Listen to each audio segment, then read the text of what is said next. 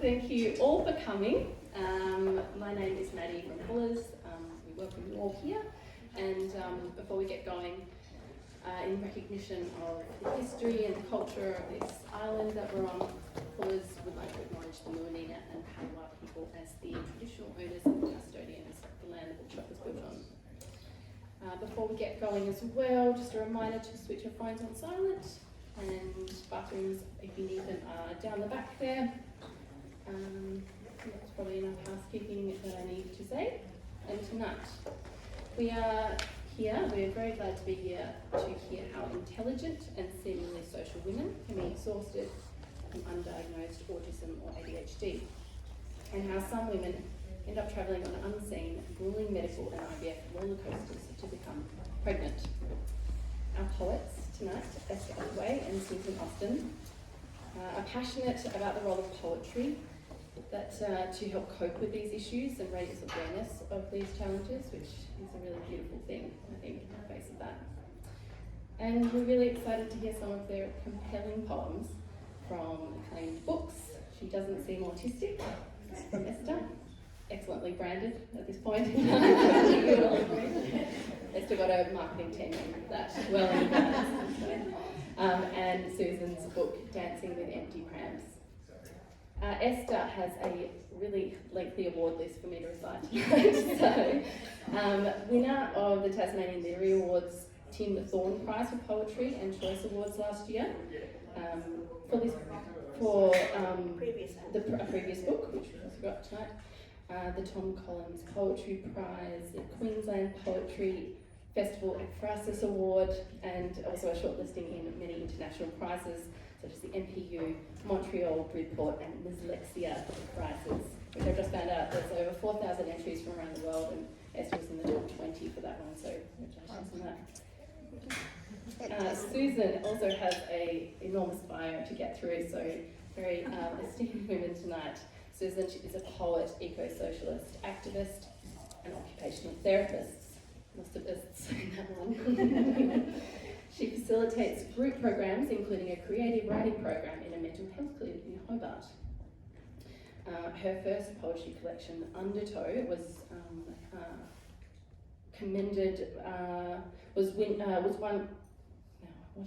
first commended in the best first book category of the IP Picks competition. That's quite a lot of firsts. She was awarded an Australian Council of the Arts grant to work with Gina Mercer on her first novel, which we're hearing from tonight, Dancing with Empty Prams. And some of the poems from that book, she also won first prize and highly commended in the Fellowship of Australian Writers Tasmanian Poetry Prize. And commended in the Warilla Poetry Prize. There's a lot of poetry prizes out there, aren't there? So Susan is also a guest performer at various writing festivals and has been widely published in newspapers and journals. Please welcome these two wonderful women tonight. And over to these two. There will be time for signing and chatting at the end. Thank you. Thank you so much, Maddie, and thanks everyone for coming tonight. It's lovely to be here with you. We might start by asking Esther, what is your book about and what motivated you to write it?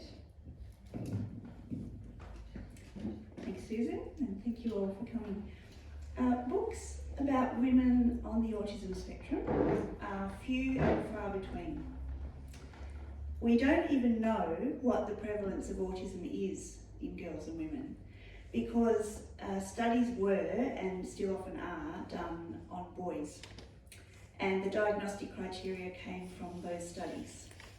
So this is typical of what the British researcher Caroline Criado-Perez terms the gender data gap.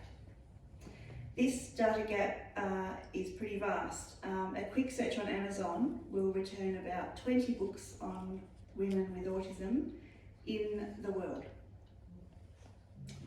I went through a long diagnostic journey with my daughter, and then realised in recent years that the autism spectrum explains the severe difficulties that I've had all my life. I was born with fatigue-related health and nervous conditions that defied diagnosis, particularly when they were weighed against my intelligence. I was a bright girl, and girls with autism often are bright girls, but they're fighting a range of intense difficulties, including sensory processing disorder, which makes the world very exhausting, cognitive limitations such as ADHD, which makes getting through daily tasks frustrating and exhausting, social anxiety, which makes interacting with people exhausting, and usually coordination impairments and physical illnesses. So it's not well known, but most autistic people have chronic health conditions such as connective tissue disorders, severe sleep disorders, and ear, nose and throat disorders. And nearly half of autistic people, including me, are dealing with 6 health conditions or more. So, yet, girls are usually undiagnosed or misdiagnosed, largely because we don't, as a society, see girls as autistic. So that was really my driver for writing this book. Yeah, important rationale. And can we hear a poem from the book to give us a flavour? Yes. Ooh, lucky.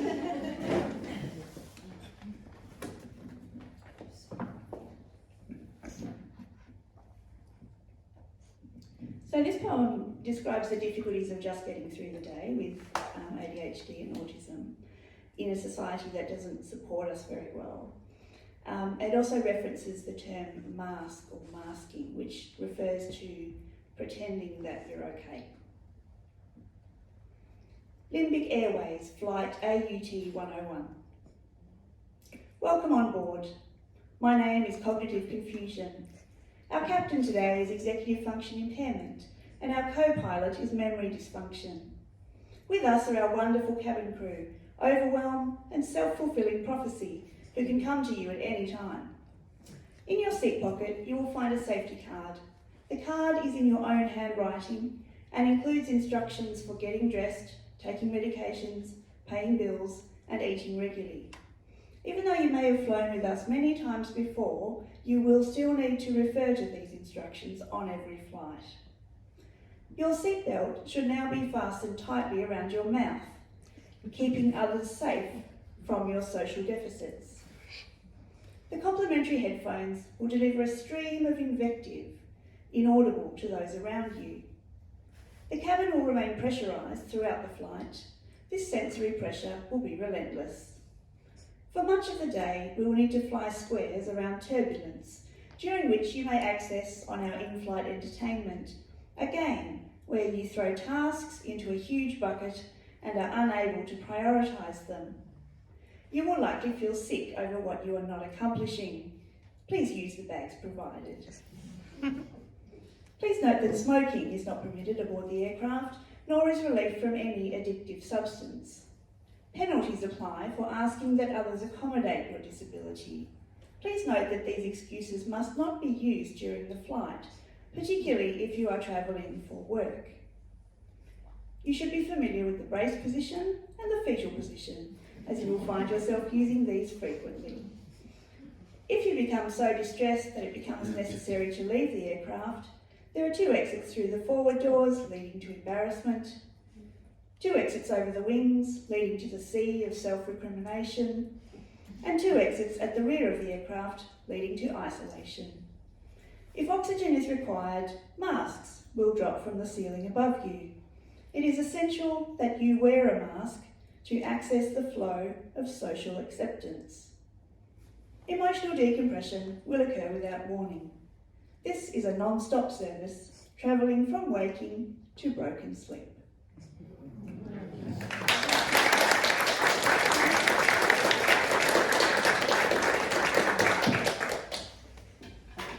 Such a great poem. Thank you, Esther. Thanks, Susan. So let's hear about your topic and your wonderful book. What is your book about, and what motivated you to write this book? Well, I'm so glad you asked. So my book, Dancing with Empty Prams, is about Jade, who's a health food store owner from Hervey Bay in Queensland, who enthusiastically embarks on a mission to get pregnant to her marine biologist husband. And things don't go to plan, and she faces unexplained infertility and tries a whole lot of different ways to address this. And on this quest, her resolve and her relationship, friendships, business, mental health, and even her life are put at risk. So about 1 in 6 couples in Australia have trouble getting pregnant, and many of them go on an IVF journey of some kind. My husband and I went on our own journey of dealing with infertility and going through IVF. And reading other people's stories was really important to me, although they were hard to come across. And I didn't talk much about my experience, even to my closest friends and family. And when I did, I didn't feel like it was easy for them to understand what it was like for us, or even maybe possible for them to understand. And so I felt a strong urge to write about my experiences, both as a therapy tool for myself, but also as a way to potentially help other people just gain a bit more of an understanding about what it's like. And when I showed my manuscript to Dr. Gina Mercer and explained my reservations about publishing this intensely private and personal collection of poems, she had the idea of turning it into a verse novel. And it was a great idea. It was a great way to manage the privacy issues that I was worried about. But also it ended up making the book more exciting and gave it more structure. And she pointed out that my book subverts the traditionally masculine quest narrative structure, like Lord of the Rings and all that kind of thing, where some hero goes on a quest. And instead it's a female quest story. So instead of a linear journey, it's more like a monthly cyclical one.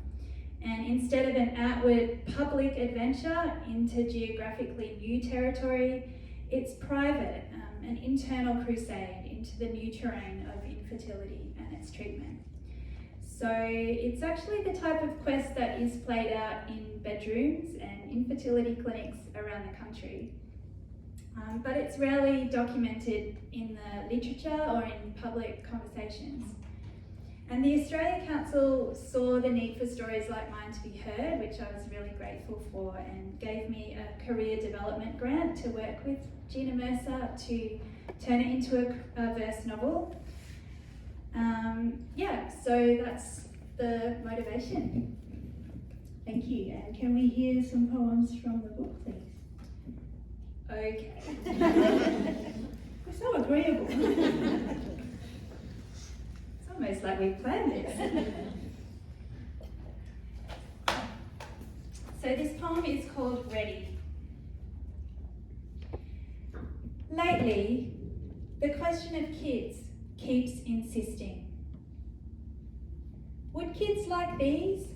I ponder as I check the quality of the sultanas and the size of the sulfur-free dried apricots. I notice every baby and toddler who enters the store, strapped to chests, pushed in prams, staggering on cupid legs, hands held. Having a baby would give Patrick and me a common project. Instead of always hot-stepping in separate directions, a baby would force us to dance together.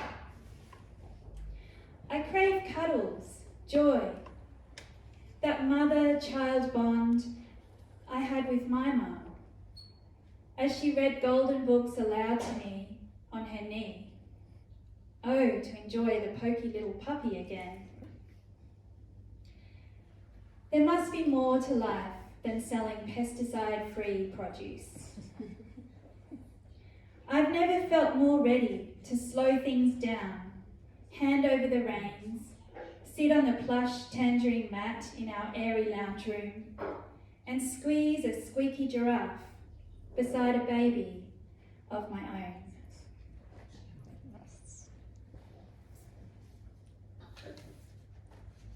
And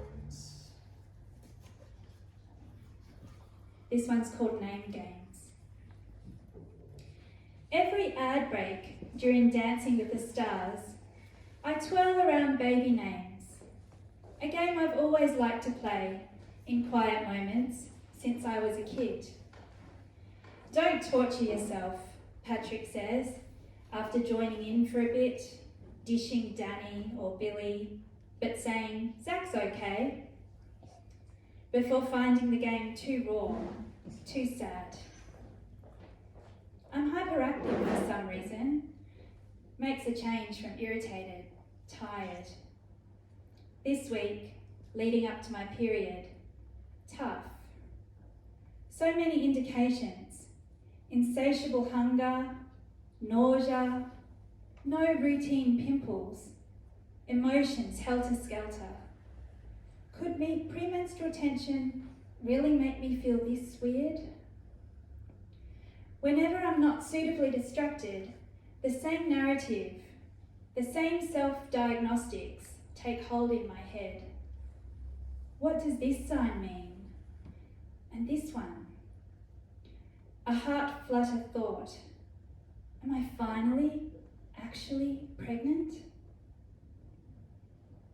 5 long days or more before I can expect relief from my oscillating conclusions, my useless self-lecturing against wishful thinking, stubborn fantasy. When it arrives, I feel betrayed, angry, stupid, deceived once again by my untrustworthy intuition, my ever more distant body.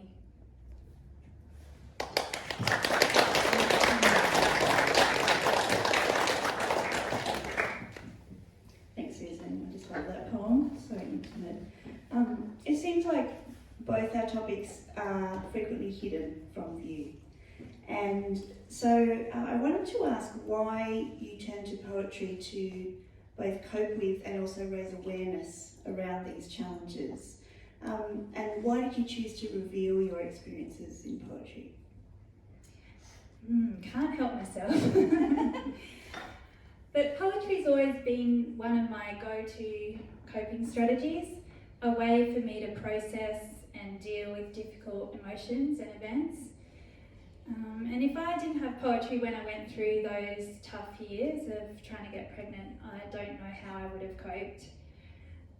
And writing poems along the way left me with that silver lining thought that if after all this, I don't end up with a baby, at least I'll end up with some quality poems, maybe even a book. And yeah, I'm really lucky that in the end I now have 2 babies and 2 books. I wasn't sure which way to put that. 2 books or 2 babies? Yeah, thank you.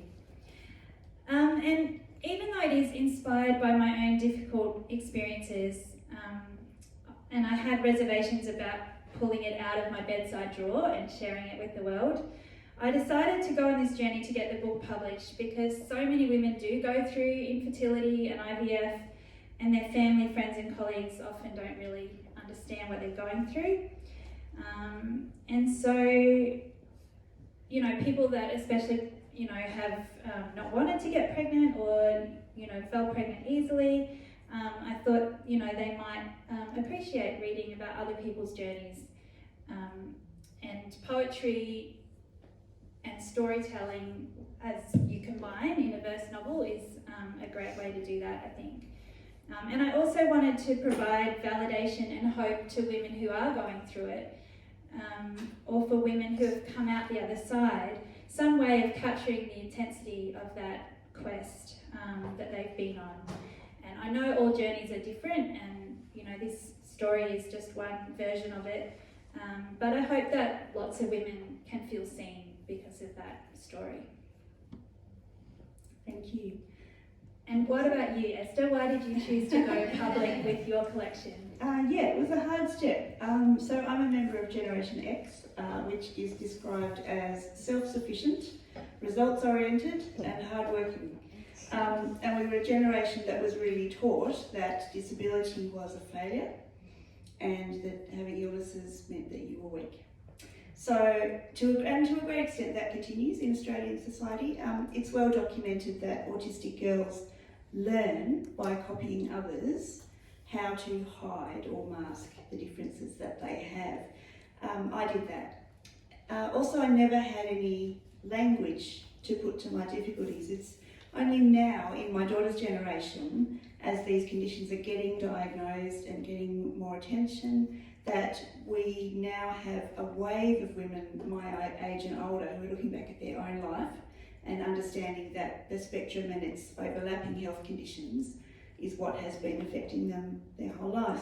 And then I could see a real gap in the literature because there's almost no representation of autistic women in books. So as a writer, it was really important for me to step forward and to give voice to women and girls who have had no voice. Thank you. Can we hear some more poems, please? All right.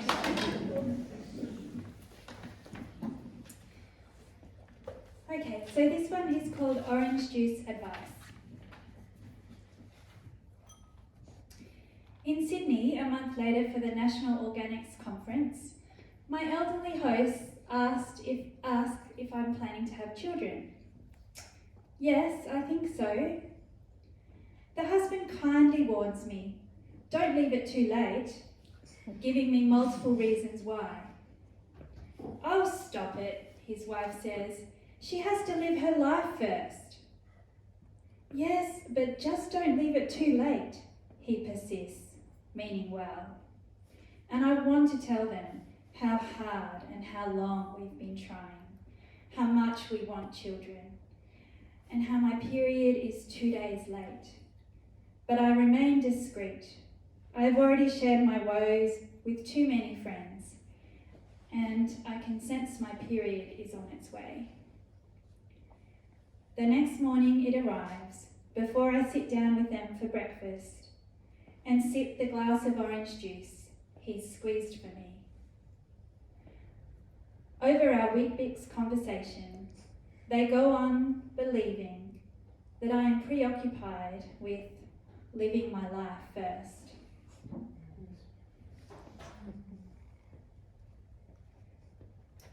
This one's called The Dance. Bitter disappointment hands me over to Hope, who steps me through some spirited salsa. Anxiety takes over, stumbling with 2 left feet. He leads me through some ungraceful pirouettes before passing me back to bitter disappointment. In his sharp black coat and tailored trousers, bitter disappointment waltzes me, cupping his right hand against my shoulder blade, a solid, guiding force. I take a short break on the bench, watching all the other dancers, before stepping up, finding Hope's arms again, jiving comfortably across the floor. Anxiety cuts in, unsettling me with his lack of rhythm. Then before long, bitter disappointment taps him on the shoulder, sends him to the sidelines. I am becoming skilled at this cycle, getting to know each partner, especially this dark-suited one, who dances close and grips tight. He has much to teach me.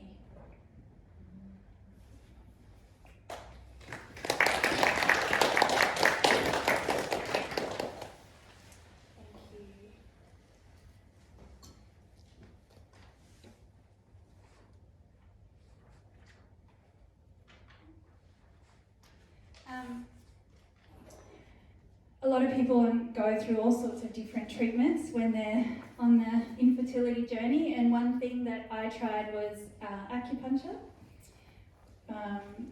yeah, which I really didn't enjoy. Some people don't mind it, but for me it was a bit like torture. Anyway, so this is called Pinned Again. The pin sticking into my scalp is really hurting, or maybe it's just me. Lying on the acupuncturist bench, in a room by myself, under persistent fluoro lights, unable to move, when even curling my toes causes sharp jabs, I start to cry. A tsunami of tears runs down my face, into my ears, unstoppable. I would wipe them away, but both my hands are pinned. I cry about my bitterness, about the loss I feel when I see a pram in the street, about the effort it takes to visit friends who have kids and more on the way, about the present I didn't buy for Sylvia's baby, about the irony of taking part in marches that demanded the right for women to control their own bodies, their own fertility, about the double contraception we used for years. The doctor comes back in after 15 minutes, and still I can't stop. He is kind, gentle. We talk about bitterness, and he tells me it may be a stage, like anger can be a stage of grief. And I know that makes sense, but I can't stop crying. Afterwards, I sit in the little waiting room, trying to compose myself. I pay, bite my lip when my eyes start to water, keep small talk to a minimum, rush to my car. At home, lying on the couch, the phone rings. I answer with a soft, hello? It's Parks and Wildlife. He asks if my mother's there. I must sound like a child. I pause, not sure what to say, then respond simply, no. I'll call back later then, he says, and I hang up, bewildered by sorrow. There is no child, nor mother in this house.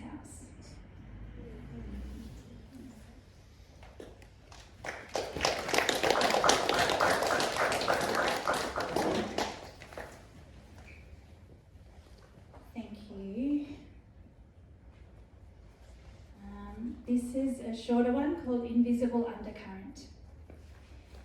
Infertility, or subfertility, or just friggin' stubborn fertility, the invisible undercurrent beneath our lives. A private process, a painful striving that only we know about. The fulcrum on which any decision rests.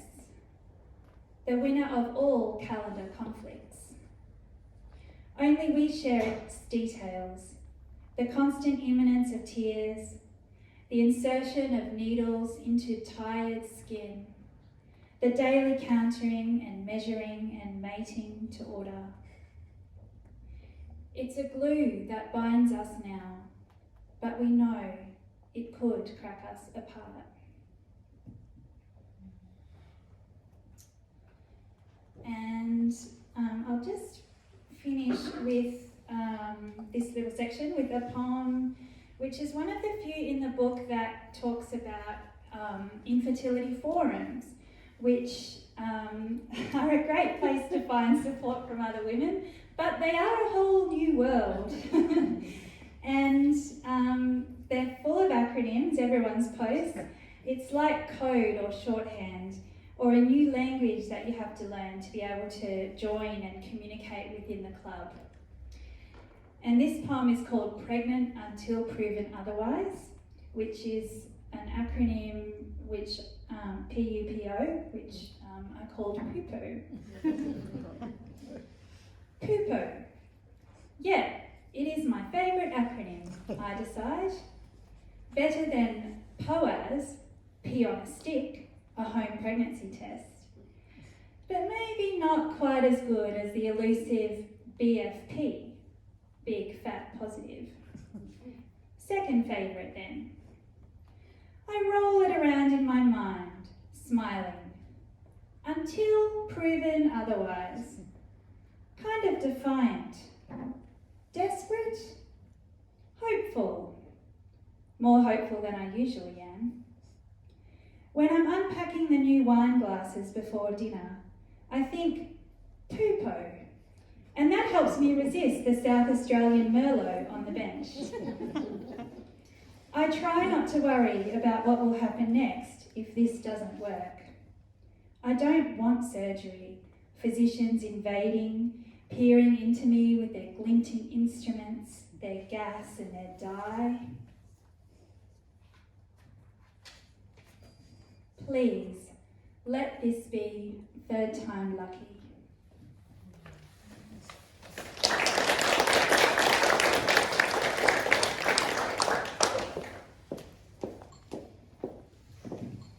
I should have mentioned the poopo relates to when you have an embryo transferred. You might have gathered that. Pregnant until proven otherwise. I can't hear that acupuncture poem without crying. Beautiful.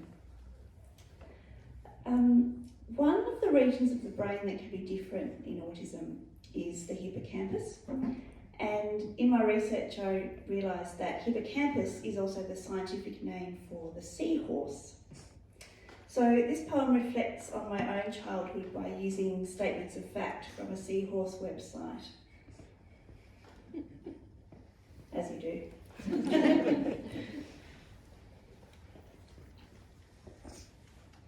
Field notes on the autistic seahorse. Young are the most vulnerable. Acid burnt by sensory life. Cross between being dissected and being boiled. High salinity waters. Nightly sobbing. The hot humiliation of the end of my rope. Colour changes occur during daily greetings. People panic me, trigger me to say things I don't even believe. Chameleon without consent, flapping pectoral fins, terror black pupils, unremarked syntax of distress. Data is lacking on seahorse populations. Only one in the seagrass, couple of nerds at primary school, high school, the few intellectual girls, every adult woman I knew going swimmingly. Google seahorses, there's almost nothing. Seahorses are not good swimmers, so they need to anchor themselves. Death grip on microhabitat. Same job, same town, same home, same food. Long to surf thrill waves of change, but prying open my deadlocked tail fatally cracks my bones. Seahorses are masters of camouflage. You with your fish-gutting words. I'll say what you want, switch my flush of identifying marks. Just stop picking on me, laughing at me. Today I'm the spitting image of the seabed, incredible at not being there. Hippocampus zosterae, slowest moving of all fish. 5 feet in an hour. Can't make it to the shower. Handwritten self-care notes, illegible in a press of ocean. Seahorses exhibit almost no signs of distress. Distress arrests the mechanics of my ability to speak, so I can't tell you I'm perennially distressed. All statuesque exoskeleton. Seahorses are so serene. While seahorses appear to be very different from fish, they are fish nonetheless. Radio waves are made of light. An earthquake is actually sound.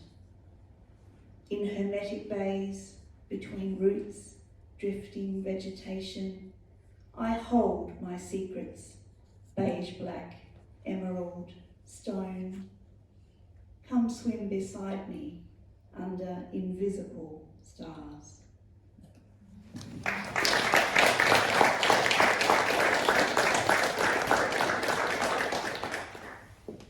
Such a stunning poem. Thanks, Esther. Thank you. Susan is a mental health occupational therapist, and while I was writing these poems, it was quite handy to have a mental health occupational therapist because they were quite personal.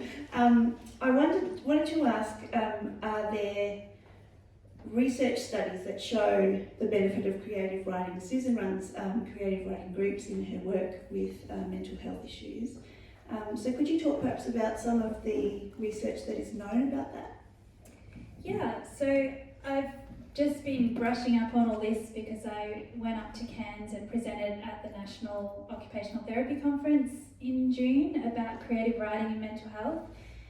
And there are a lot of articles that explain how creative writing benefits our mental health and well-being due to increasing insight, self-reflection, our sense of optimism, our sense of control and our self-esteem. So heaps of benefits have been shown through both individual and group creative writing. And a 2019 study by Hartle and Ero Phillips found that individuals had improved ability to manage stress and cope with life's ups and downs as a result of their creative writing. And one of my favourite articles was about a 2021 study in the UK led by Devaney and Lawson, and it was based in Glasgow, and they focused on 9 people from the creative industries sector who'd experienced traumatic or emotional life events, things like abuse, divorce or bereavement. And these people attended 4 weeks of creative writing classes with a writer, and they had homework to do during the week. And their mental well-being was measured before and after the intervention, and they participated in interviews. And all participants found that engaging in creative writing improved their processing of those difficult life events and improved their mental well-being and their mood. And an interesting outcome of that study was that pretty much all the participants talked about how writing creatively rather than factually about their emotions allowed them to go through a safe process of analysing their experiences at a distance. So they handed over their stuff to fictional characters who processed them and dealt with them. And that immersive process of writing from and creating those fictional narratives that were based on real experiences just allowed them to process all of that in a more positive way. So yeah, I found that really interesting, and that being able to kind of get a better sense of detachment and objectivity about what you've been through can give you new perspectives. And also participants talked about just feeling more self-empathy and just that catharsis and that healing of doing that. And I mean, I tend to write a lot of stuff based on my experience, and I do find it cathartic and helpful. And I don't know if you found the same, Esther? Yeah, I do. This book particularly was a body of work that wanted and needed to sort of spring forth, and I think too there was a real need for it to be told in poetry, because so often these conditions like autism are talked about in medical language, and that medical language is pretty cold, but in poetry I can give you an experience that puts you inside what it's like to be on the spectrum, and in a way that reaches the heart and brings out people's compassion. And it was important to me to validate the experiences of women and girls on the spectrum so that they could be seen and heard. That's what you've done too, Susan, in your book. Thank you. And what feedback have you had from people about your book? I'm getting really validating responses to the poems, so that's lovely. People on the spectrum saying that I've captured what that experience is like for them. And people not on the spectrum saying that it's opened their eyes to what life is like for women and girls. One autistic friend said about a previous reading, "I loved every minute of it and related to your poems so very much. I am so happy that you are advocating for us autistic women. Keep up your fantastic work." And my friend Tina wrote this to me. "Oh Esther, thank you for sharing such soul-bearing truths and helping me to know you so much better. Now to go back and savour each poem. Beautiful, brave woman." So it's really lovely, yeah. And I've also been invited as a result of my book to contribute to a national anthology, which is titled Women of a Certain Courage. Yeah, so that's really lovely.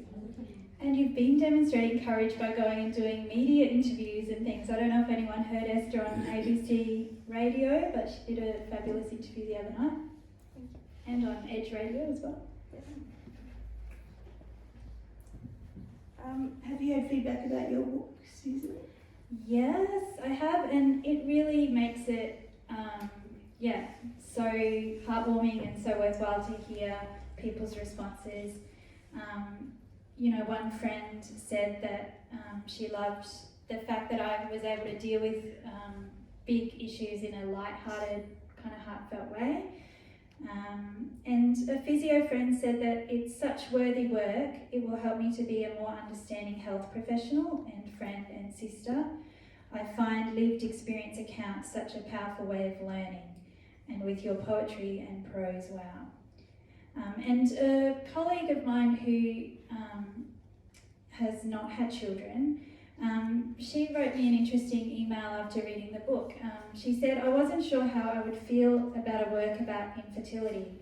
I'm one of those people who has never wanted a child, and when friends have struggled with infertility, I found it difficult to find the right responses and been very aware that I wasn't as empathic as I could be. So I hoped that the poetry might help me with that, and it did." So she talked about how the poems reflected multifaceted human experience, everything from despair to wry humour, and that one of her best friends is trying to get pregnant for the second time after a long fertility journey with the first, and she feels so much better equipped to be a listening ear now. So she said that she'll be giving her the book too, as she will be excited and validated to find her experience reflected in verse. And she added, and this was music to my ears as well, because I've become a bit of a verse novel fan through this process. I did a lot of study on verse novels. She said, "You might also be pleased to know that I'm now a convert to the verse novel form. I haven't read a book from cover to cover for over a year. I thought my capacity had died with age, but I'll be ordering some poetry books now." Because I think verse novels, they tell a story, in a short, punchy way, so they're not as laborious as big, thick fiction sometimes is. Right, so how are we going for time? I reckon we've got a choice between 10 minutes of Q&A, or we can read some additional poems. It's up to you. Would anyone have any questions or comments? We're going to read to you then. Shall we do one more each, Susan? Yeah. Lovely. Good. Do you want to go first? Oh, sure.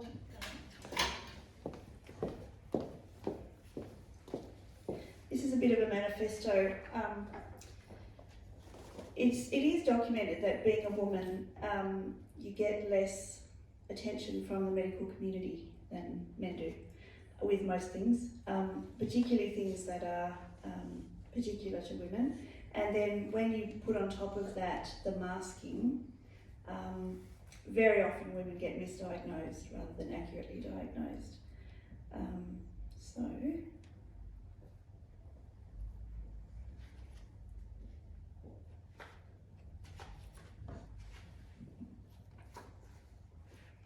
There's no disabled girls with style like mine. A woman wearing makeup must be fine. They tell me there is nothing wrong with you. Disabled girls cannot have style like mine. Good-looking girls are not supposed to whine or carry on about what they can't do.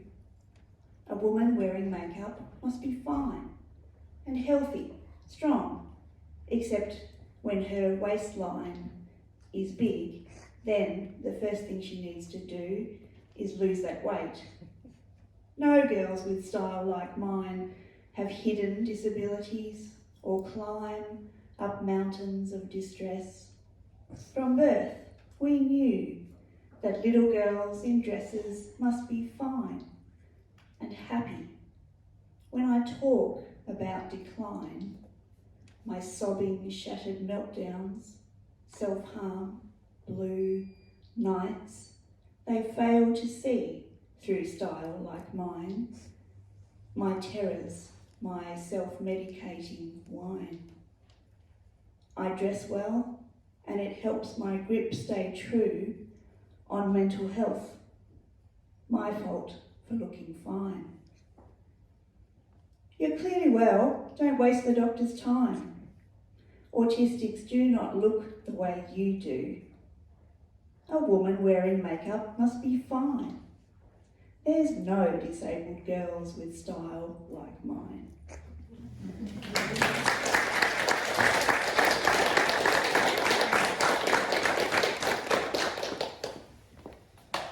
Thank you, Esther. And I'll finish with a poem called Lottery.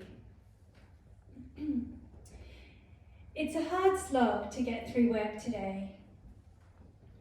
I feel like screaming when I have to mop the floor after a kid playing with the bulk olive oil tap let a litre or two dribble and spread across the floor in a slippery celebration of failure.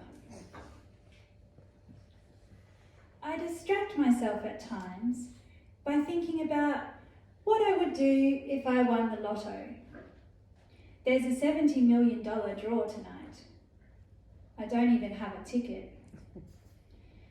Maybe I should get one. It might be easier to win lotto than to get pregnant. I wish I could indulge in a bottle of wine and a movie, but life goes on. I've got too much to do. On the way home, I think better of it and call into my local shops. Now, to deal with crushing disappointment number 38, I'm armed with Red Rock Deli salt and vinegar chips, Bridesmaid DVD, this is back in DVD times, Golden Gay Time ice cream, bottle of Four Sisters Merlot, and a Lotto Quick Pick.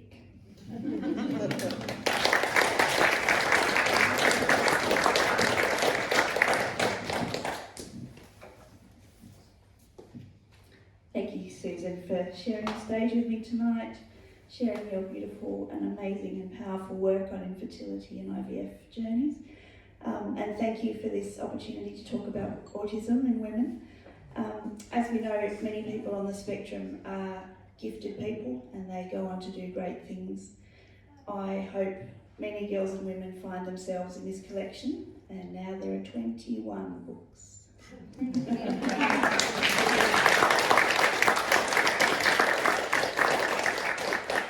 Thanks so much. We'll be signing down the back, so please come and talk to us. Thank you, Esther, and thank you, everyone, and to Maddie and Felice Bookshop for hosting us.